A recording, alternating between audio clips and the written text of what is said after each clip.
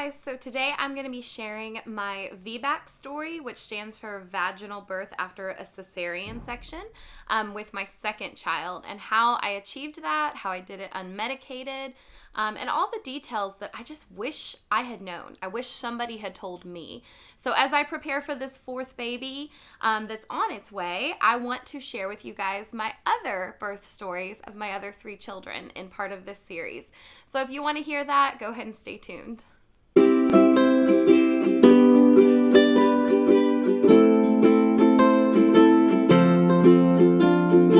guys, so we are going to talk through the VBAC story of our second child today, and we're going to go through the details. My husband is going to do this with me because he was such an integral part of this, and he pretty much recorded everything that happened for me.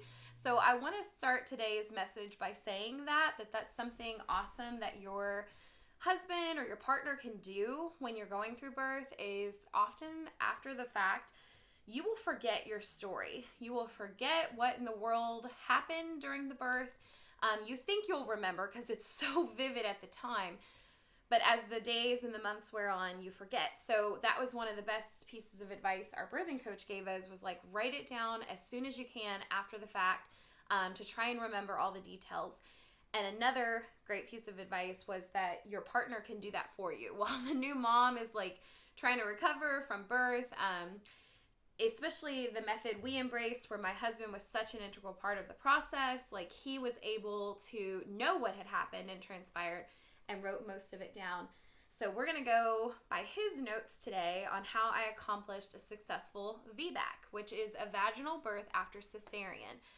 So before we jump into that, I also need to back up and mention that part of why I wanted this so much with the birth of Evelyn, is the one that we're going to be talking about today, is that my first child, Caleb, he was a C-section, and it was really kind of a traumatic C-section. It was one I originally had attempted to go natural, had labored for several days, and then honestly I got really discouraged because the doctors came in at some point and they were like, you haven't progressed, and they were going to send me home, and I was in so much pain, and that's when I caved and got the epidural.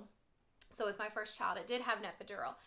And then if you know anything about like epidurals and the cascades of interventions, often when you get an epidural, it slows your labor down. So they have to give you Pitocin, which is another chemical in your body that is trying to rev up the contractions, and they get more painful. So then they have to often up the epidural dosage, and it just keeps going. And often that can put the baby in danger. Sometimes it increases their heart rate. And so that's pretty much what happened with me, where mine ended in an emergency C-section. And it was not, needless to say, the path I wanted to go on at all. And then afterwards, even the recovery was traumatic because they had nicked an artery in the surgery. And I had a lot of bleeding and had to have like blood transfusions afterwards. So, I mean, think about like a nightmare birth. And that was what I had with my first child, who is also from my first marriage. So my ex-husband was the one present during that whole process. So fast forward when I met Justin, and about, was it kind of the first year of our marriage, we decided we wanted to have a baby. So we had kind of planned it out and when would be the ideal time, and I'm a teacher, so we were kind of aiming to have the baby where it would be due around like spring, so that I could have the summer off with the baby, and then also have a little bit of time off at the end of the school year. And so we kind of got perfect with that because Evelyn, the one we're talking about, she was born May 22nd. So it was absolutely perfect as a teacher. It was like up to the end of school. I had all of the summer off with her, and honestly, we'll go through the story, but things could not have been more incredibly perfect. So I just want to give that out there as hope. If you are a mom and you've experienced a really rough birth, like my C-section was traumatic, it had me scarred, and it made me afraid to like ever give birth again. I can completely empathize with that. I was in a really scared place, and when I met Justin, we had a lot of conversations because I wanted more kids, but I was terrified of birth. I thought, I don't know if I could ever go through that again. And I told him how afraid I was. And so before we kind of get into the story, I want to mention that in preparation that fear and what you tell yourself plays a big, big role in down the line with the birth.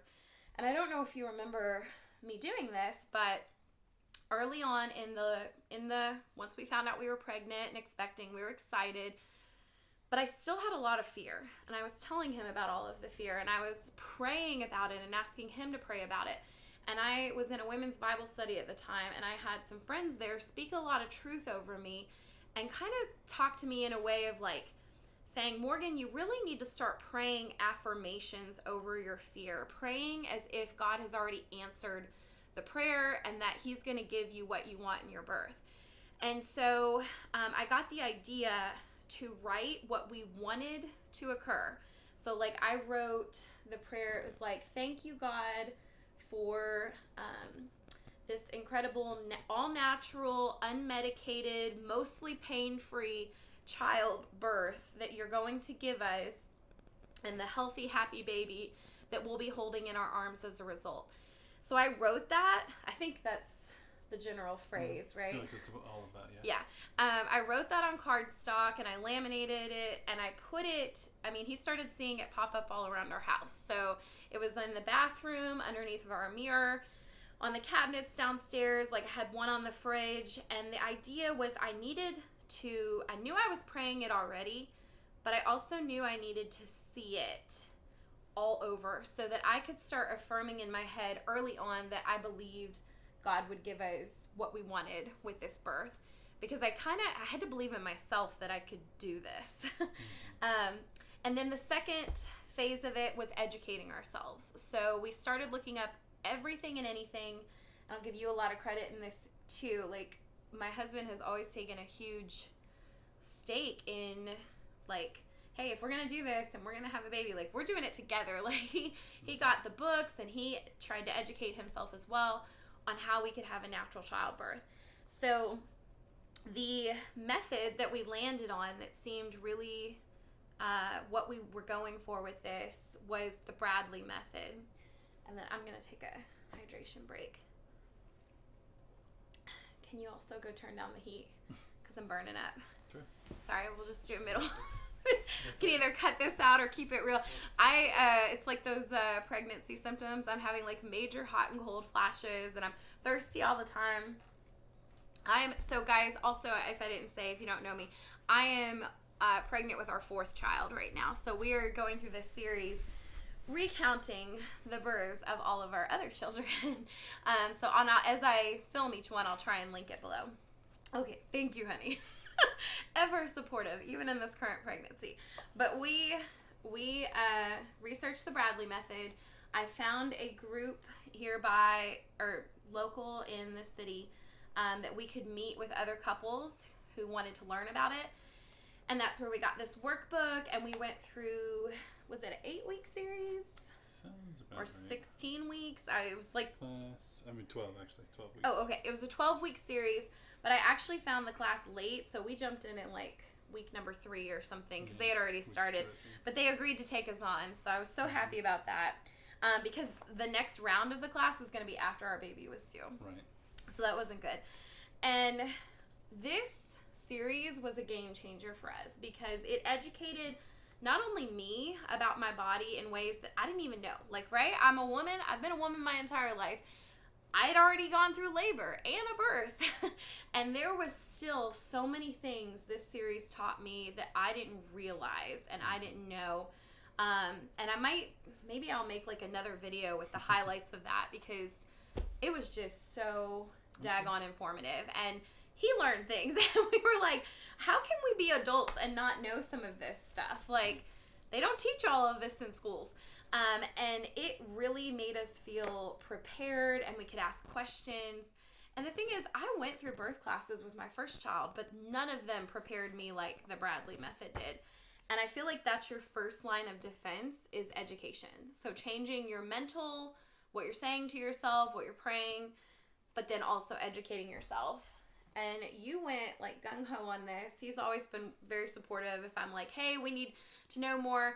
He found, several books on Amazon on it and ordered them all. So they were showing up at our doorstep. One of them from the Bradley method is the husband coach childbirth. So this method is huge about the husband playing a pivotal role in the whole process, the pregnancy, the labor, the delivery, all of it. Mm-hmm. And then there's also this book we got. It was Natural Childbirth, the Bradley Way. And this one's more of like a summary of the method. And it actually has like pictures for the relaxation positions and trying to breathe through things. And all of this was golden. So that's my first recommendation. Get yourself educated. It may not be this method, but if you're going to go natural, I'm just going to throw that you can't wing it. Like, I knew I could not wing it, because if I waited on myself, or I just if I just waited for it to happen, I needed a plan. We needed a plan, because I knew this is what I wanted. I was praying for it. I was educating myself on it. And I was trying to mentally prepare myself so that when that day comes, you take as much guesswork out of the battle, right? Because when you get into that labor point, it's really then going to be a battle with yourself and the will, and like pushing yourself forward through pain and pain thresholds, and also having a partner that helps push you there and not like, let me give in or give up. Mm-hmm. There was times you'll definitely get to a place where you may want to give in and give up. And that's where I'd say partner's so pivotal. Did you have any thoughts on any of this before we jump into the story? Yeah, I mean, I think especially with the book and everything that the book had going through the process, it's all knowledge. I mean, if you go through a birth process, is it required? No, you can still have a baby without having all this knowledge. However, honestly, it's probably the best thing you could do to have that knowledge, so that as various things are happening, you know the details around it.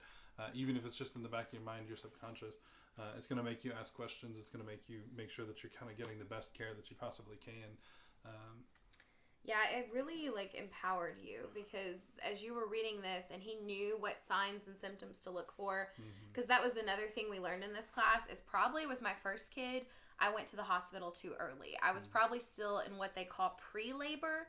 And that's the thing. In the movies, you see the woman have one contraction and, oh my gosh, the baby's coming right then. And that's so false. It's not true at all. Usually women will go through stages of labor, and you will be laboring for a while. And if you go too early to the hospital, you can often get really discouraged. Then you're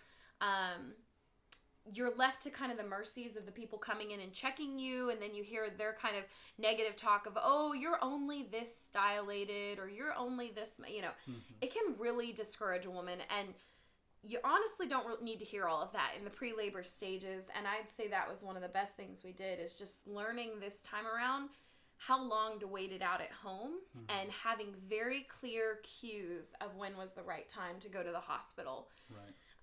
And they talk too about, so there's that pre-labor where the woman's kind of still able to be active and hold a conversation, but of course she's feeling the contractions.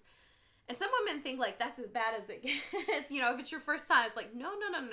When you start getting into the middle labor, those contractions move closer together. They get more consistent, but at that point you're still able to talk a little bit. Maybe not during the contraction. Then you progress into hard labor. Hard labor is where they're really close together. They're long, and that's the point where you'll see the woman really buckling down. She stops moving around. That's where it was painful. At that point, it's really painful. And it's hard because on YouTube, a lot of the birth stories I see of these women out there, they're oh, my lovely birth story. They're all in a hospital bed, perfectly primped with their hair done and their nails done and their mascara on, and they are relaxing because they've had an epidural. And I'm that was not my natural birth story. Okay, in my natural birth story, I had to move around. I had to breathe through the contractions. The contractions they're showing on those are, and it's fine. That was their path, their journey. But for me to try and get a natural birth, I knew I knew the moment that I succumbed to any kind of intervention, like an epidural or pain medicine, that I would probably end up with another C-section, especially being at risk already from the first C-section. So, like, we knew we had to do this naturally. That was a no-brainer. I was like, I cannot allow them to touch me with an epidural. I'm going to have to find a way to get through this pain. So, that being said, let's jump into, I guess, the phases of the story and any other thoughts you had. I'll add a few other things too. Going into this, we knew, knowing that we were wanting a VBAC going into this Evelyn's birth, that we kind of had to call around and ask around the different hospitals to see who was going to be supportive of a VBAC and what the standard position was. And the hospital we went to was, we want natural births as many as possible, but we do have the support for intervention if needed. Versus like the ones closer to us, the hospital that's like, 10 minutes down the street, they're more like, well, we'll see what happens, and then they kind of push cesarean section, and right. They all, especially if you've already had a cesarean, they will be like, you're gonna have another one. They might like tell you what you want to hear, but we looked at like their statistics and how many people end up with actual VBACs, and it was not good. And so you've got to really, sometimes you may have to research the providers around you, because if you're trying for this, there was a lot of people in the local hospital that are not supportive. They won't do it because as doctors, like, their insurance and stuff doesn't, it's a greater risk, right? Like, I had to sign off on a form saying I was attempting VBAC and that I could risk, uterine rupture and death. And I mean, they make you sign like all this stuff. They try and terrify you. And I get it. Like, there is a legit cause for concern out there for some of that. But our hospital, they pretty much, the one we went with, I signed the form and then I never heard about that again. Like, at that point, it was like, how can we support you to get you through this and what you really want to do here? And the thing is, it was achievable. And I've not only done it once, I should say that, with our second child, we did it with our last one as well. And then this fourth one, of course, I'm going to be trying again. So, it is definitely achievable. Don't let the hospitals tell you otherwise. It can be done. That was a great point. Yeah. Be very picky with your medical providers. And if you're not getting a good vibe, switch. Yeah. Nobody ever said you have to be stuck with I've known people that have switched like in their 38th week of pregnancy. I know that sounds insane, but like, if they're not going to support you and what you want, don't do it. Yeah. You have the choice. Don't let them like fool you that they're all knowing and that you don't have any choice or say in the matter. So, yeah. Okay, so let's see. I honestly have not even I didn't even look at this Like, the last time I looked at this was when our baby was born. So let's kind of walk back through together our story. I'll preface a little bit. The notes that I took were day of and the following day, so they kind of start in their timeline. But I make a note of it. But leading up to it, we had actually had 3. Whatever you call them, false labors. I guess it was officially false labors. Oh, yes. I forgot to mention that, too. So, we had hired a doula. A doula is a person who can come in, and they can be incredible, and I know of some really incredible ones. They can assist you with your labor. They can really help with, like, that pain management and, doing certain massages on you when you're laboring to really try and help. I had one with my first birth with the C-section one. And, it made a difference. It was huge, especially, I'll be honest, because my first husband didn't know what the heck he was doing. And he didn't know how to, like, ease the pain. We were just uneducated, right? So that doula was pivotal. And then come this birth, I thought, well, I have to have one again, especially if I'm trying to go all natural and I won't have any pain management. So I thought it was essential. We found one, we interviewed her, and then we had a false labor where we went to the hospital, contractions, all of it seemed like it was go time, but then they phased off. So they sent us home. Well, she has a family, I guess a rather large family, and it was hard for her that day to slip away. And I think she realized after the fact that she had overcommitted. She was committed to too many families at once. And I think she seemed like a great person, and I think she thought we would have time before it was our actual labor go time to find another doula. And so she, quietly kind of ducked out on us. But little did she know, I mean, it was like 2 days later that we went into the real go time. We didn't have time to find another doula. And at that point, I realized, and I was a little terrified, that I wasn't going to have that. All I was going to have was this guy here. And what that experience taught me was that this was all I needed. because of how incredibly he took to educating himself and preparing with this Bradley method, like, he knew everything. He was timing my contractions for me. He knew when to kind of go to the hospital. He could kind of rate my pain tolerance. You knew what level of labor and birth I was at. And it, honestly, as a couple, first of all, it takes us to like a whole new level of trust and just adoration on my part for how incredible he was stepping in. Even the nurses in our room afterwards were complimenting him on the way he spoke to me during labor, how encouraging he was. Untrained man here, becoming birth doula, right? But really, your husband is, any man can do it. Like, any man can truly be in the position to do it. It just took a little background and learning, and you were everything that I needed. So that was huge. Didn't have a doula, still did it unmedicated, and we got the natural VBAC that we wanted. Now, when I say unmedicated, I will add one exception. The one thing that I used in each of my VBACs to help get me to the end, the hospital we were at has this thing, it's laughing gas. It's nitrous oxide. It's a tank they wheel into the room, and it has a mask, and you put it over your face. And the moment you pull the mask away, within like seconds, the effect wears off. Okay, so it was something that you could completely control. Whereas, like, if you get an epidural, that's in your system. You can't, it doesn't like purge itself out of your system for a long time. Same with pain medication. But the nitrous oxide, while you're holding the mask to your face, you get the effects. The moment you take it away, it's gone. And so when I started hitting the really hard stages of my labor, that was the game changer for me, because I'm a wimp and I get it. Like, some of you watching, I'd be like, it's impossible. Maybe she could stand the pain, but I can't. No, I can't stand pain really well. I can't. I could not make it through those final stages completely with nothing, but I needed something that wouldn't put me on the cascade of interventions, which is what I feared, like the epidural or pain medication would.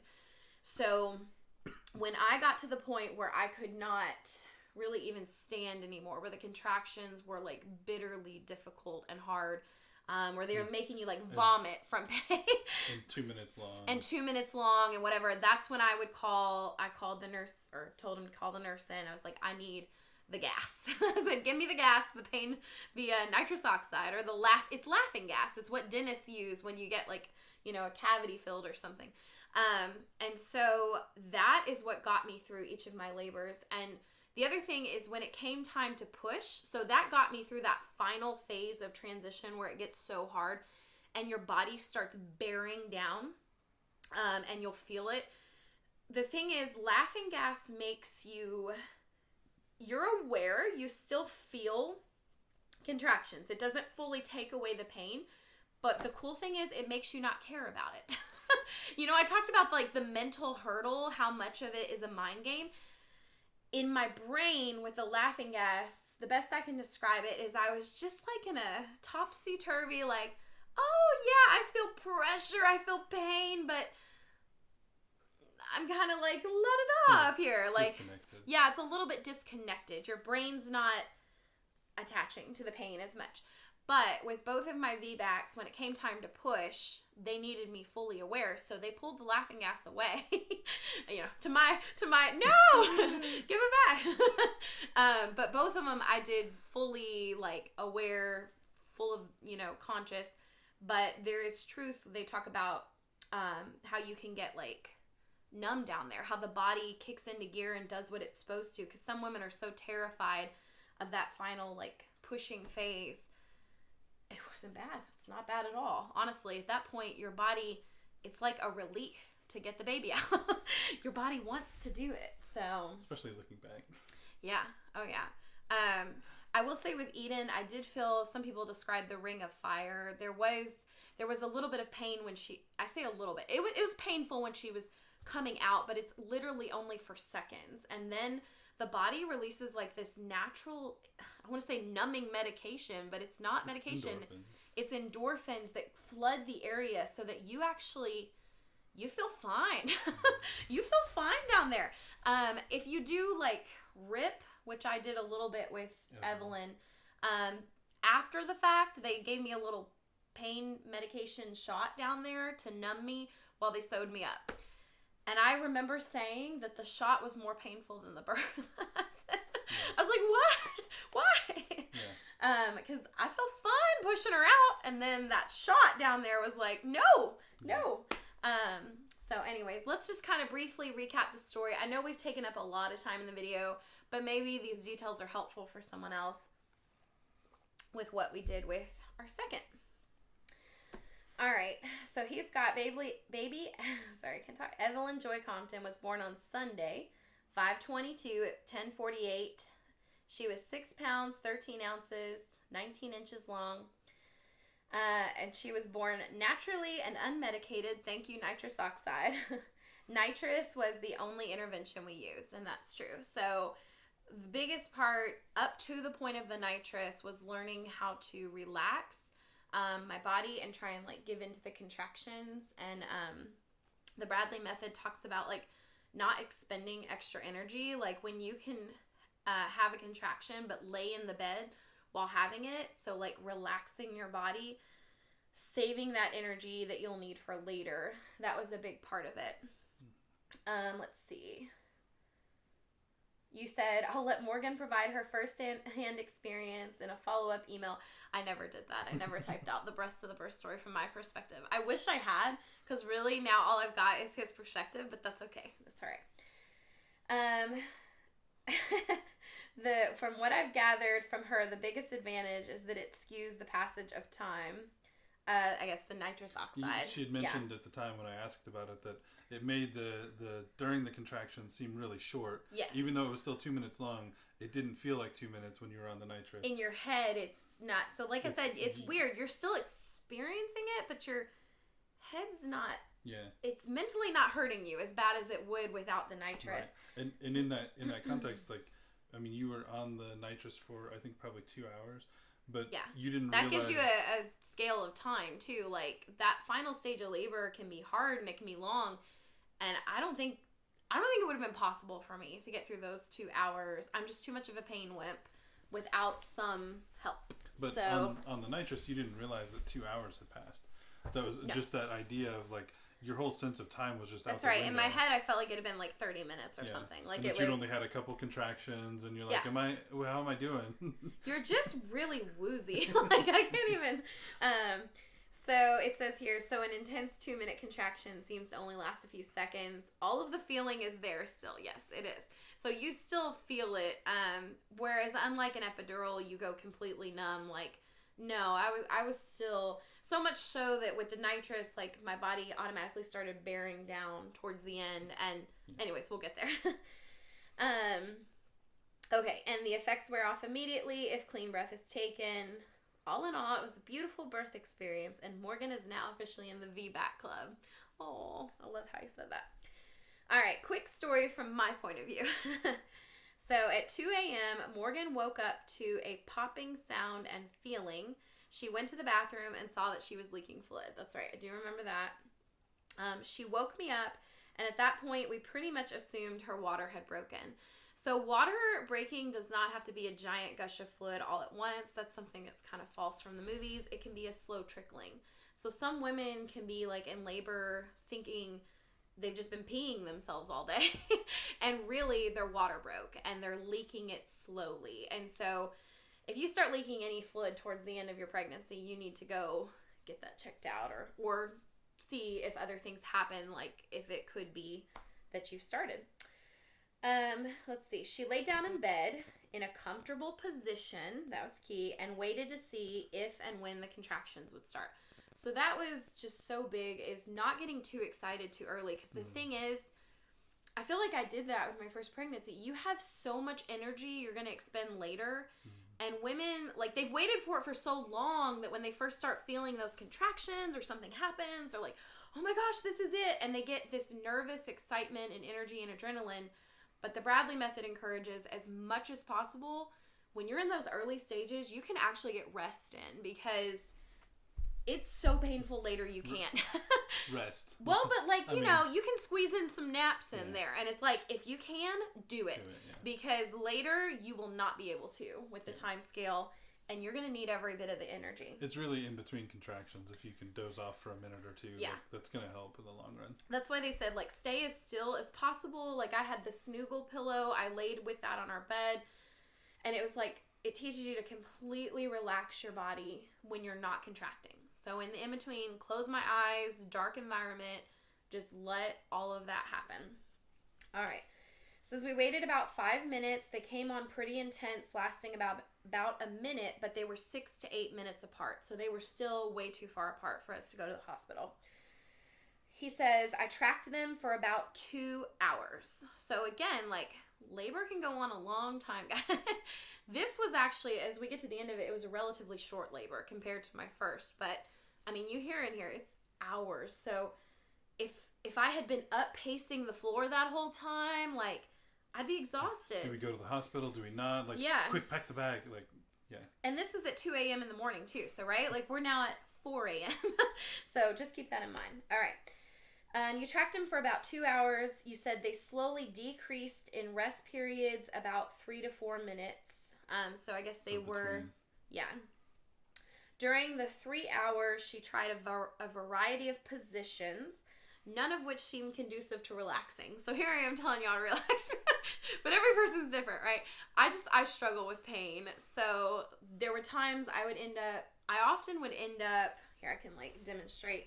I would get on my knees and I would, let's see if I can do this. We got the couch behind us. I'd get on my knees and lean over the side of the bed like this. Kind of show you here. With like my arms on the bed. And I would just like fully rest on it, but kind of bear down in my body with the contraction, because you want this idea of pushing downwards, right? Because you want your cervix to open, you want things to shift downwards for birth. So that was a position I favored, but I would often, like there's a couple times I was cursing in it. Like, it was painful. And it's to know, it was during the contraction is the hard part. In between, it's just kind of that nervous energy of. In between, you're just trying to rest when you can. But the contraction is, I mean, it's where the body is contracting. It's squeezing the muscles throughout the abdomen and the back to push the baby downwards. So I think in that time, I don't think I noted it, but that was also when I was, she'd have me like, push on a certain part of her back. Or something like that. That was huge. Like there's pressure points they taught you about in the class where you can your husband can take his fists and push in, and it can be while having the contraction, and it doesn't fully stop the contraction, but it relieves some of the overall pain. Mm-hmm. And that was something like you almost had to do push-ups to prepare for, because like there was times I'd be like harder, and like and you can't stop in the middle. Like... No, you cannot let off on your wife. So like men, you're gonna need to bulk up to prepare for your wife's labor, because your arms are gonna be numb by the end of the night too. That's the thing, is like it's not all the woman doing all the work. You really stepped in a physical level to like help and try and help me manage the pain. And doulas too that are out there doing that. Like they're buff people. All right, so you said try the variety of positions. Add to that the intensity of the contractions and the constant need to void her bladder. I liked your professional wording there. I had to pee a lot. Like I was running to the toilet because the contractions were just making me feel like I had to constantly empty my bladder. Around 4 a.m., she lost the mucus plug. This one was funny because with my first birth, I had never lost it, so I didn't know what it looked like. And I remember I went to the toilet to pee, and there was like, it's kind of gross to describe it. It was like a mucusy, bloody thing. Like a little caterpillar. That it's like small, that pops out, and you're like, what is that? Like, what is it? And I remember we Googled images of it. I was like, I said, Justin, I think that was the mucus plug. I don't know. So he was looking it up. And then once we realized it, we confirmed it was, then we called the midwives to check in. It'll kind of go into that here, because that is that's the thing that's plugging up your cervix, right? Like that's holding the baby in. So once that comes out, then you're about to start transitioning into more intense labor. Sometimes women don't lose it. Like sometimes, I mean, they may lose it, but they may not see it being lost. Like they may be already at the hospital or in active labor or something. But that was the first time I got to witness seeing it. Let's see. So at 4 a.m. I lost it. At 5:30 we called the hospital to contact the midwife on call. I spoke with our midwife at 6 a.m. She told us to head on in because we had been tracking the contractions for hours then. That was about the right time it was showing. We arrived at the hospital around 7. They did a checkup. Baby's heart rate was good. Contractions were strong. Then the dreaded exam. So they'll always check you when you get to the hospital, and they're going to tell you how much you're dilated, right? You want to get to full 10 centimeters dilated. Yes, a woman can get that big down there because that's how the baby's head comes through her vaginal canal. So you start, at like 1, 2, 3, 4, 5, until it gets to 10. And so they check that. But the thing is, we learned through the Bradley method that it really doesn't mean much of anything, because while dilation can be important, there's another aspect that they measure, which is how much the cervix is effaced, which is like the thinness of the cervix. So, right, the dilation is the opening, but the effacement is that thin, how thin the membrane is. The thin membrane that is holding the baby in. And if it's still really thick, you could be almost fully dilated, but they wait until that has thinned out and effaced. So you've got two things you're kind of measuring. There's also a third. As you get further in, they talk about the baby's position, which is basically how far down in the birth canal the baby's head how is. Far they've dropped, and they measure that by it was like negative, it's like -2, -4, -1, -2, -3, -4. So they're looking at all these things with medical terms, and that's the thing we learned is it can really like throw a mom off to get to the hospital, and they're like, oh, you're only 1 centimeter dilated or something. Especially someone like me who had been laboring since 2 a.m., right? You've been feeling those hard contractions, you've been in lots of pain. And you may, at home, I felt like my body was making lots of progress. But then we get to the hospital and they're like, oh, you're only like 1 or 2 centimeters dilated. I think I said 2. Okay, yeah. So he said they checked me. I was 1 to 2 centimeters dilated. So, right, mentally that can just like derail you and you'll be like, I've made no progress. But here's what the key. I was thinly effaced. So the membrane holding the baby in was very thin. Like we were at the end point, just not dilated yet. So that makes a big difference. And then the other thing you had is probably -2 or -1 station. And you had, what? That's where so the baby is. The baby had also dropped way down. So all that time that I'm laboring, if you get to the hospital and they're like, oh, you're only 1 centimeter, I could think, well, did I make any progress? But I did. My cervix was effacing, getting thinner, and the baby was dropping down. I may not have been fully dilated yet, but that dilation can happen in minutes. So my point of that, don't let that discourage you. Okay.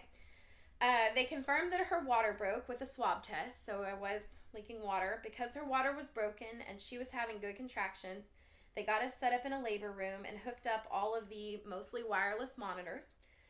She was struggling with pain at this point, and Clark has nitrous oxide, so she got set up on that.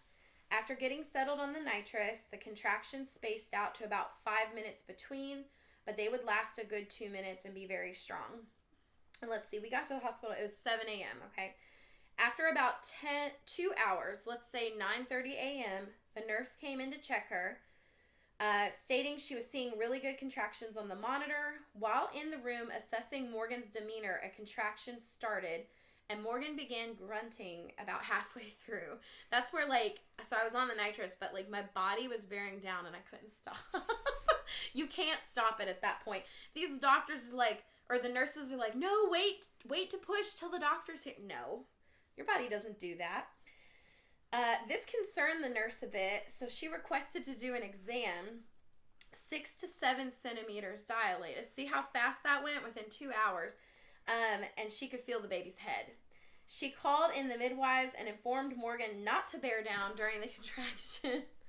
Like, tell a woman, don't push it out. Sorry, my body is pushing it down. I switched my coaching to deep breaths and don't bear down. So that's what you switched up, what you were saying to me. Open up instead. The cervix needed to open the rest of the way up, etc. So that was part of it. I wasn't fully dilated yet, and if I did start bearing down, it probably would have swelled the cervix a little bit. Push the baby's head against the cervix, which would have been which dangerous. is not good. So 10 a.m., so probably about 20-30 minutes later, give or take, after the 9:30 check, my sense of time got a little fuzzy. Might have been the nitrous in the air or something, like maybe the excitement of it all. I really like his footnotes. Anyway, a few contractions after the 6 centimeter point, and the nurse checks again, fully dilated, and the baby is coming. So within a few contractions, that dilation happened. So that's the thing, like, don't count on all. Yeah. Like, if you're at like 6 centimeters, don't let that discourage you. Your body knows what it's doing, and it'll get you there. Yeah. And that was, you know, I mean, I'll say that might have been coaching, you know, just kind of getting her mentally to the place of like, oh, we're almost done. Okay, well then I need to finish this last step before we can be done. Yeah, he was like, open up. Open. Like, open up. Get that that service open. mental energy. And he said, get the midwives in here stat. The midwife and her student and a flurry of nurses arrive and suit up. A few contractions later, and I see her head crowning. So I was already... We didn't even have to push, like, hardly at all. Like, I know some women talk about, like, pushing for hours. Like, this was, like, the perfect birth. We saw her head crowning. The baby's heart rate dropped out of the comfort zone here, so everyone was on edge. The pushing here stalled out for a few pushes, so the midwife requested that Morgan stop using the nitrous so I could get a full push in. So at that point, I guess I still had it on me, and that's when they took it away. And I was like, no! But then that's the great thing about it. It immediately leaves your system. I could feel and was aware of everything. Morgan obliged, and a few pushes later, Evelyn's head and body popped out all in one smooth motion. She went right to Morgan's belly, so from down there, right up here. The cord was a little too tight to reach up here. That was okay, though. Morgan had a minor tear, so the midwife stitched me up while waiting for the placenta to detach. So obviously, once you have the baby, your labor's not done, actually. Something else they don't tell you in movies. No one tells you that. You still have to push out the placenta. So the placenta is the thing that has been feeding and giving nutrients to the baby all along in your pregnancy, and it's got to come out. And it takes like contractions and pushing for that as well. So I know with Eden, our other one, I had a lot of trouble delivering the placenta after her, like where the midwives actually came and were like full on pushing down on my belly to try and get it out after that baby. So the birth's not all over at that point. There's a little bit of a timeline on the placenta because you have to get it out. The body starts to kind of close back up, wants to return back to normal, and if you don't get that placenta out in time, then it's dangerous. Yeah, so they had to get it out. But let's see. Once all stitched up, Morgan released the placenta about 30 minutes post baby. So that gives you an idea. Like, I was still laboring to try and get that placenta out for 30 minutes. Okay. Evelyn was pretty content on me the whole time. While she was up on my chest. I do remember, I know he didn't write this down here, but when she first came out, I could not believe that it had happened, that it was real. I was like, what was it? I was like, that is not, she was on my chest, and I was like, did I do it? Did I have the baby? They're all like, yes, she's on your chest. I'm like, no, I did not. I mean, they were all cracking up because I was like, I did a natural birth? Like, I could not believe that it had happened. It was the thing we had been praying for all along. It was so incredible at that moment. And also, like, I mean, just talk about, like, a God-given moment. Like, we were in the upper rooms of the hospital. It was morning time. The sun that day was beautiful. It was shining in the windows. I mean, I'm not even being dramatic here. It was just, like, the most perfect birth. She came out. She was there. I mean, it was just, I could not believe it had happened.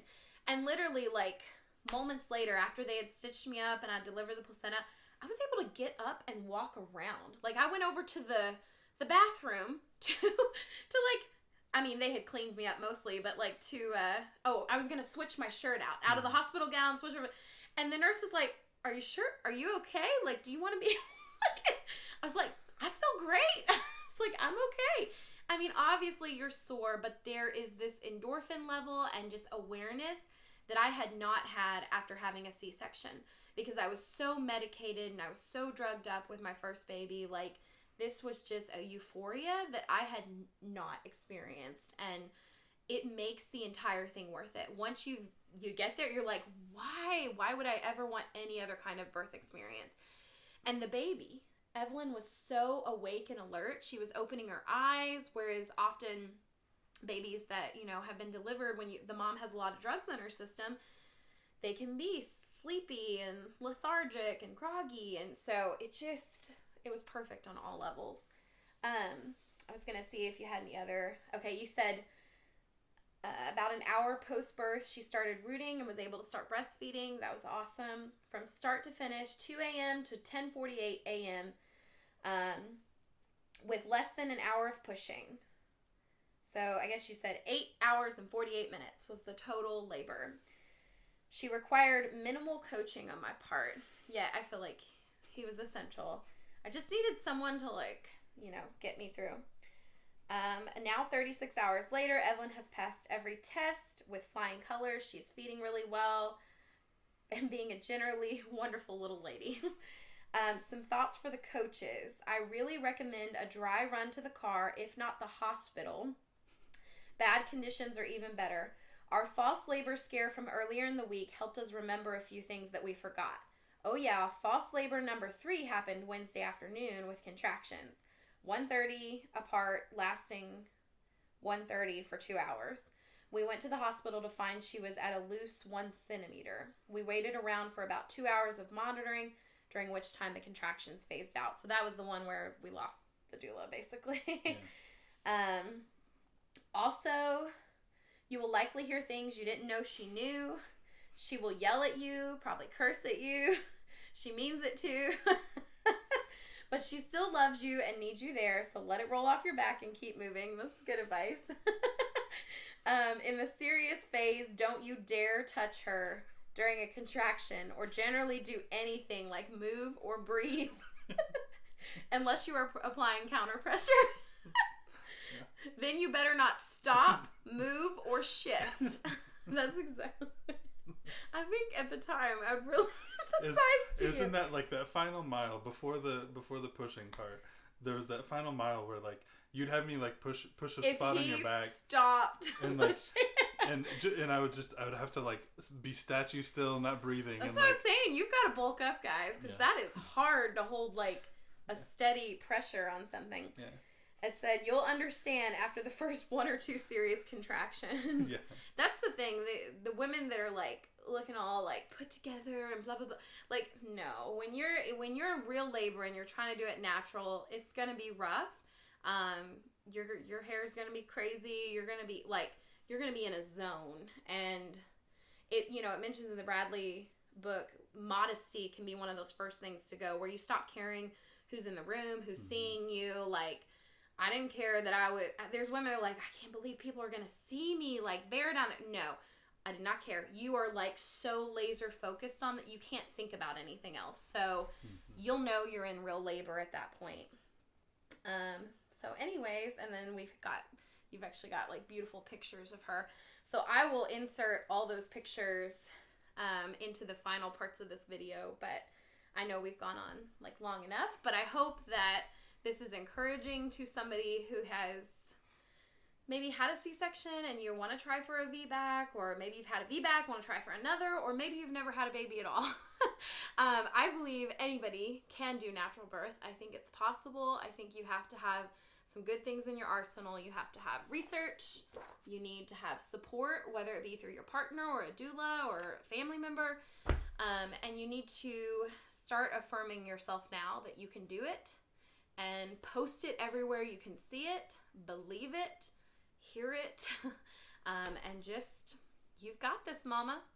So anyways, thanks for watching, and we just appreciate you guys so much, and we are excited for baby number 4 and to document this journey and what this birth is going to look like, because obviously we didn't film my other births. Back then I wasn't on YouTube, so we'll get a fresh chance to film everything this time.